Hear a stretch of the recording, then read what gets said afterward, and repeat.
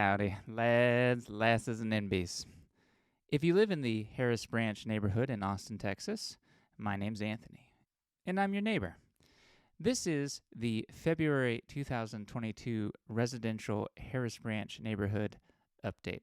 As I mentioned in my previous videos, albeit just a few, I'm going to be covering a lot of the residential Harris Branch neighborhood HOA meetings and trying to condense them down into something a little bit more palatable and more enjoyable for you to watch and to stay ahead of and up to date with what the HOA is doing and what's happening in your neighborhood. So, with that being said, I'm going to quickly jump over to the agenda, the meeting agenda. They have this posted before every meeting. You can always join every third Thursday of the month. There is a residential Harris Branch neighborhood meeting. There was only 4 members at the meeting this round. Vanessa Silas, David Alley was there, the vice president, Mike the president, Jorge being our treasurer. Opened the floor with 4, was enough to do a quorum for the meeting to proceed. The homeowner forum was relatively short. As mentioned in the previous video, is a great opportunity for you to voice your praises, complaints, or bring things to the attention of the board that you'd like addressed. Not always addressable on the meeting, but they will normally reach out to you afterwards and work with you via email or call, one of those measures. This homeowner meeting was relatively short. One homeowner complaining about contact information not being up to date. Unfortunately, that person was receiving fines. It was going to the wrong contact information regarding the, hey, there's an issue. Can you address it? And that brings us to something that I think is really important to show you. And I mentioned this a lot. This is the program, or the website rather, that our neighborhood uses through our neighborhood management company, Goodwin. And the name of the website that is used is called Town Square. So if you look real quickly, I'm going to bring this up for us. It's at app.townsquare, TOWNSQ, Q as in Quebec, .io, O as in Oscar, /login. That'll bring you to this page right here. Let me just bring this up real quick for us. And you'll put in your information, log in. If you don't have that information, simply reach out to Goodwin, and they can provide that to you. So you can see here on the screen, on the left-hand side is a lot of the options and stuff that you will end up using as a homeowner once you set up your account. Everybody should have their account set up. If you don't, just reach out to Raquel, and she'll be able to assist you with that at Goodwin. You can see all your messages, the news events. This is where a lot of the email blasts that you receive as a homeowner are posted. There'll also be the HOA meetings posted there with the information as far as how you can attend. You can also find your architectural review status on things you've assigned. You can create assignments for Goodwin to try and address. They will give you updates there on when they're completed. And over here, you can see all of the important documents that many of the questions that I've seen, at least in a lot of the social spaces in our HOA, many that I addressed when I was previously on the board, many that the board still addresses, are all listed here. The important ones to notice are the meeting minutes. These are the recap, sort of the paper recap of the meeting minutes that the secretary will write and send out. They kind of fluctuate as far as how in-depth they are. It depends on the secretary who's writing them. It depends on the board. I know a lot of times when I was putting a little bit too much detail in there, they didn't appreciate that. But this is also someplace that's really important to go, because they should be listing how they're voting on things if there's any dissent. If everybody votes in favor, it'll just say all in favor. It's not going to list everybody. But if there's a dissent, or there's a split or something like that, you can see how members that you have voted for are voting in matters that really impact the neighborhood. Something to keep an eye on, especially when recalibrating and rethinking of if you want to keep that candidate there, or maybe you want a new one. That being said, all the meeting minutes, all the financial statements, the budget is listed all here. So this is a very important website to know. I highly recommend you creating your account and going and setting it up and getting familiar with it.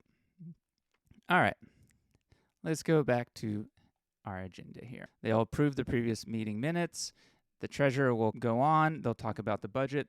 There's a few items that they discussed in the budget, mainly the tennis court windscreens, the sidewalks that they just put in along Harris Ranch Parkway as part of the amenity center expansion. There was a fence repair due to a car accident. And then there was some fence staining done on Giles, as well as upgrading the swiping security mechanisms with Viper Solutions. All upgrades to the amenity center that are currently underway. As far as the Architectural Change Committee, these are the individuals, as I mentioned earlier, all homeowners. They are selected by the board. You will have to put in an application. I believe they're working on making those uniform, but currently these are 5 homeowners that submit their application, and then the board votes to approve them. And they sit on the board that makes very important decisions on the types of fences, the types of solar systems, the types of water catchment systems, even down to the types of color the shingles of the roof can be during a replacement. In a really great place that you would want to be if you want to help the neighborhood evolve and have some say in the character of the community. All right. Let's move on to the community reports. First 1A, neighborhood representatives. That's Gary Belcher. He's been on the board for quite a while, just recently came back. He is also on the master HOA. He is the rep that talks to the individuals in the neighborhood, although there's not very many of them, and gets sort of what's going on the wire, if you will, or sort of gathers feelings of individuals in the neighborhood. Mind you, it's very limited due to the individuals that participate. He had mentioned that the spill with the Samsung plant, there's a lot of talk about that. I know I voiced a lot of concerns over that and even worked with the Samsung rep because there's some concerning responses in their wrapped up public relations emails that they sent out. Although Gary in this situation felt like they did a good job. He had mentioned something that many of our neighbors have been talking about, even on Nextdoor and things of that nature, about the Lakeview North mailboxes were being vandalized. Unfortunately, there was a mix-up, it seems, and the USPS, United States Postal Service, replaced the Lakeview South mailboxes, and that created a whole confusion with homeowners, causing homeowners to have to drive to the local mailbox to pick up their mail. This is something that I tried to help address on Nextdoor, and it's very important to recognize that mailboxes are completely controlled and run by the United States Postal Service. The HOA has no power and no say over what happens with federal property. In the future, if you ever have any issues with your mailbox or questions about your mailbox, always go to the USPS, who run and own your mailbox. The HOA, Goodwin, none of them, not even the city, runs the mailboxes. Those are federally run. The additional issue here is the vandalizing of the mailboxes. I believe there was mention by the committee reps that there's vandalization that's happening up in the Speyside mailboxes now as well. So always a good idea to get your mail every day. In case something happens, then you lose a lot of mail as opposed to just one day's worth. The additional issue brought up was the bulk pickup has been suspended by the city of Austin. This is mainly due to, honestly, a lot of the deaths that have occurred with a lot of our working class folk who were doing these jobs. There's been, a lot of realization as far as how much people were getting paid and realizing they were being underpaid and requesting more. And so this has caused a labor shortage, and the city has decided to suspend a lot of the bulk pickups. This impacts the HOA in the sense that we were trying to align our neighborhood garage sales with these bulk pickups. Unfortunately, now that they're suspended, it's going to be a little bit more tricky. However, I believe the HOA is going to keep trying to do that in line, and then they'll just match up once those bulk pickups start up again. You'll get notices through Town Square. Another issue that was brought up in the committee reports was complaints about the drag racing that's occurring on Harris Ranch Parkway. It's definitely an issue, causes a lot of damage due to the high speeds. Unfortunately, again, the HOA does not run the Harris Ranch Parkway road. The best response and that they recommended is to call 311 and report any street racing that's occurring. Essentially, the more people who call, the more it will trend and the more it will get attention. and possibly an APD officer or some sort of speed trap could be set up to start addressing that issue. Please understand, anything as far as speed bumps or things that slow vehicles down will not be installed on those roads. Those roads need to be able to handle fast-moving emergency vehicles, and for that reason, there will not be any speed bumps being placed on those roads to slow down traffic. B, Fence Committee with Martin Posey. I spoke a little bit about how he started the Fence Committee previously. Believed that the HOA should cover his fence because the seller had told him so. This is something I've seen with, unfortunately, a couple KB builders where homeowners were unfortunately told that their fences were covered by the HOA if they didn't get it in writing, because when we go back to the builder, especially as the HOA, the builder normally says, no, that's not the case. The HOA is not responsible. So you as the homeowner, if you have a fence that backs up to a thoroughway that was never originally repaired by the HOA, that is solely your responsibility as of now. That being said, Martin was able to get the ear of Gary Belcher and Mike McLaughlin and was able to convince them into letting him run a fence committee of other individuals who've been in the neighborhood for a very long time and are hyper-focused on our fences. And they are looking into ways to enhance the fences. And the claim is that they're only going to be working on the fences that the HOA owns. However, when I was on the board, it didn't seem like it was just going to be the ones we originally were working on. It seemed like they were hoping to add additional fences to that repair process of our reserve study, which is something we do. I'll get into that in another video. But basically, it's allocation of funds that we set aside to replace and repair any of the things that the HOA owns as they fail over time. So let me run down real quick what the proposal is here. There's 3 phases. The first phase was to address the entry to Parkside and St. Mirren. Let me pull up. Now with the map up, let's kind of run this down real quick as far as the phases for the fence committee. All right. So the first phase of the HOA fence committee recommendation was the neighborhood entrances at Farhaven in Harris Ranch Parkway, the entrance at St. Mirren Road and Harris Ranch Parkway, the entrance White Falls Drive, and then Kirkswald. And the fencing between these entrances, it looks like they're wanting to either replace completely or stain. The bill for this is going to be $28,327. That was just going to be staining or the complete replacement of those fences. The additional thing to consider here is that quote is a year old, so likely that cost will go up. The second phase of the fence committee that they want to do is from Speyside entrance, the Bella Haven entrance, the Lakeview entrance, and the Thistle Hill entrance. These entrances here, and here, as well as here. And again, that is either going to be staining or complete replacement.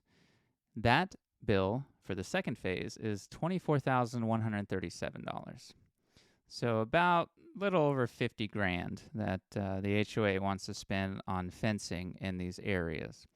Now, the third phase is the part that gets very interesting.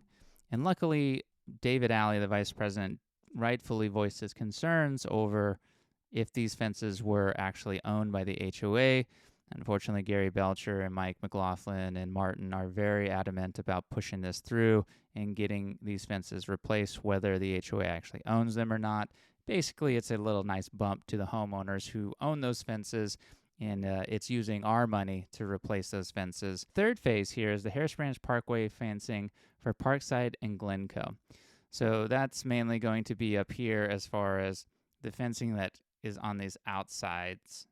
Those are fences that back up as serve as the rear fences of the homeowners in these neighborhoods, and it looks like the HOA fence committee is wanting the HOA homeowners to replace those specific homeowners' fencing.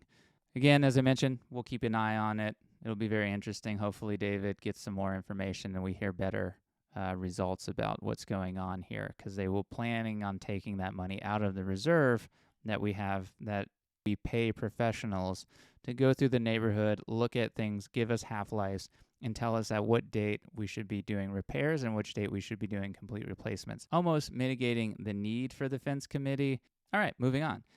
Looking at C, the architectural change, Raquel is giving those updates now since David is no longer allowed to be on that committee. Current projects that she had mentioned, there's about 10, all just roofs that are being reviewed as far as the type of shingles or the color of the shingles that are going to be installed on them. Next piece here is the amenity center expansion. This is that office building / amenity center that's being built out there next to the pool / gym. It's been in the works for quite a while, getting closer to being completed. The updates on that one, the sidewalks have been paid up by the HOA. Right now, they're kind of getting into the final stages of payment. However, there's a checklist that some of the board members, Mike, Gary, and David, had gone and set for the builder to say, hey, you need to get this done, otherwise we're not paying you. And the builder has kind of dragged their feet on this, and unfortunately the place, which is the designer that the HOA had brought in to kind of help navigate these, has kind of also dropped the ball on this. The occupancy permit that will come from the city of Austin is being held up mainly because the sidewalks are not fully completed, or Raquel, the community manager, can take her place in the office building that will be there. Internet Security Committee, G. So that is because the new building is going in and there's no infrastructure out there, or rather I should say there's no good infrastructure out there for high-speed internet to be run to that building. The board worked with individuals in the community who work in the IT field to put forth proposals on the best way to address this need for high-speed internet and which option to best go with. The approved one ended up being we need to pay Spectrum, and I believe it's going to run around $13K. They're going to trench cable all the way up to the gym and all the way over as well to the community center, the office building that's recently being built. And that should adequately provide enough internet speed for all the needs of the office and anyone who's going to be on the Wi-Fi, as well as the security systems, things of that nature. E, communications, that would have been myself. Unfortunately, I was on vacation, was not able to attend. Communications normally is our social media sites and any interactions that happen there. F is the arts and crafts with Sharon Campbell. It's an individual in the neighborhood who used to serve on the board. She's been trying to do an arts and craft event for the neighbors to come and either build, showcase their skills. Just a good, wholesome event that can kind of build some camaraderie with the homeowners. Moving to old business, lights for Meadowview. Those Mike, the president, still working on, so no new updates there. B, the tennis court locks and gate repair, waiting on bids from Frank from Viking. This was an item for Raquel to address. They had told her that they had fixed the gate. Raquel checked and noted that it had not been repaired, or if it had, was destroyed in between the time they called and the time she went out there. They should have already been out by the time of this being uploaded to repair that and complete that item. C, in old business and TXCC, Texas Court Conservation, no new updates there. D, property manager welcoming program and orientation process, nothing there, waiting on the building occupancy permit. E, the community manager to verify covered bike rack requirement. That, like I mentioned in the last video, I think they're trying to hope that the city doesn't say anything and they can get away with not installing one, which is quite unfortunate. F, replacing amenity center and mailbox roofs are complete. Rating their final review by the adjuster, so that's good news. We'll get reimbursed on that from the insurance. G, landscaping, damaged tree removal with stump grinding. That is all done. For the large trees, my understanding on that is we subcontracted out from Sunscapes, who is our landscaping service, to a different company that was capable of handling a lot of those large Chinese elm or lace bark elm trees that were unfortunately planted in the beginning of this neighborhood. Very invasive, non-native species. Please do not plant those. And anyone who had one during the freeze learned the hard way that also they don't do well in our climate once things start changing. The smaller lace bark elms, those should be addressed according to Mike by Sunscapes, and they should be starting to knock the last few of those out within the next couple months. There, here we have a replacement plan for lace bark elms that are removed. I had worked with Mike a little bit on this. I seemed to be the more green thumb on the board at the time, who pushed a lot for a lot more greenscape enhancements, reduction of mowing in areas to save money and for better, aesthetics for the community. This apparently was sent out. I unfortunately have no idea what kind of trees they're talking about putting in. My few conversations with Sunscapes is those guys don't have a clue when it comes to, installing non-native invasives, ensuring that these things are going to be long and hardy and won't require a lot of resource to install. Unfortunately, I think they're going with 30-gallon trees. And I know on the meeting they had wanted to do 45-gallon. The trick is, if you're ever planting trees, you want to go with the smaller tree. The larger trees, if you think about it, they've been sitting in perfect conditions, and then you're going to take them and you're going to toss them in terrible conditions. They're going to have a shock period that causes them to not grow for a very long period of time, and then they'll catch up. Whereas a younger tree, it'll grow in that environment and is much more adapted and will grow a lot of times faster than the larger tree, saving you a lot of money on resources as far as spending money of watering that large tree. And that young tree will have a lot more experience with the type of environment that it's going to be living in. So hopefully the board will, make a good decision. I'll try my best to reach out and review the type of trees they're putting in, because I know in the past most of the individuals on it aren't that well acquainted with those species. The volunteers to serve on the Architectural Compliance Committee. I know that Raquel has received multiple bios from individuals wanting to serve. I know David, the vice president, was mentioning, as I said earlier, wanting to do a more formalized application. However, I think for this round, they're just going to look at those bios and start voting, because it's kind of been a while that these people are sitting there waiting to get a verdict on if they can join the ACC or not. J, Martin to prepare a 3-stage process for fence repair. Covered that earlier. K, the Sterling Bridge fencing repairs. Those are scheduled and should be happening, if not have happened by the time this is uploaded. L, enhance yard sale signs. This was an initiative by Mike to look for a better type of sign. Unfortunately, they just have some small, heavy metal ones that him and a friend or neighbor put up. Not very effective. And so Raquel went and got quotes from some companies to get a banner so it's easier to install. I believe they're going to go for 5 of them, so they can put them out throughout the neighborhood and as well on the Harris Branch Parkway, so that way people driving by can see them much easier. This, personally, I think is a great thing. We move on here to M, the pool fences. That is still ongoing. I believe this is another incident of Viking kind of dropping the ball.